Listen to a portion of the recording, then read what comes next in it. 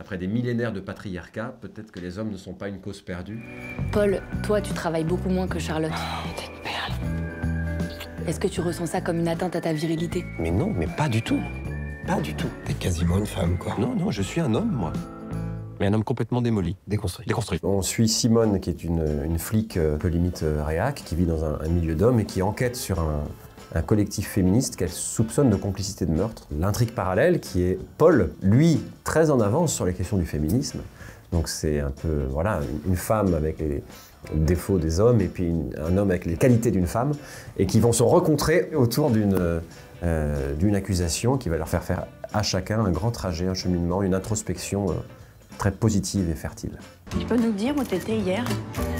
J'ai déposé plainte contre mon violeur. Je suis comme tout le monde traversé par ce mouvement depuis quelques années. En plus, à la position que j'ai, qui est celle d'un réalisateur mec un peu vieillissant, il m'est arrivé d'avoir des pensées contradictoires, à la fois de soutenir absolument ce mouvement et d'avoir peur. Est-ce que je vais pas perdre quelque chose dans ma vie? Est-ce que je vais pas... Ouais, voilà. Arrête de faire et ton que ouin-ouin. tout de suite, à chaque fois que je dis ça, on me dit ça, arrête de faire ton ouin-ouin, et je me dis, bah, la peur, c'est un bon sujet en fait, même si la peur ne correspond pas à un risque. Le risque qu'un homme, par exemple, se fasse faussement accuser, il est infinitésimal par rapport au risque qu'une femme prend en traversant la rue à 1h du matin.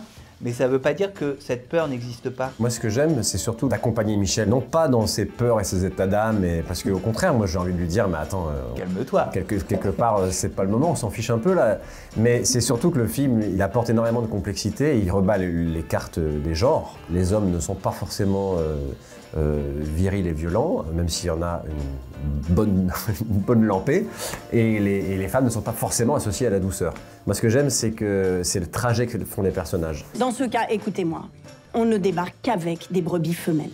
Quoi? Pour la sororité? C'est déjà des femelles, les brebis. Moi, j'ai toujours considéré que mon métier a consisté à prendre des sujets lourds et essayer d'insuffler de l'hélium dedans pour que ça monte un peu comme ça et qu'on en fasse un film léger, mais qui n'a pas été fait avec légèreté. C'est ma manière naturelle de m'exprimer, c'est-à-dire que quand quelque chose m'angoisse ou me perturbe, c'est par la comédie que je peux arriver à mieux le comprendre. Moi, je vous conseille plutôt de prendre les Maxi Confort Plus, si je peux me permettre. C'est vraiment celle que je préfère. C'est un homme doux, mais pas mou. C'est-à-dire que c'est un homme qui a quand même des convictions très fortes.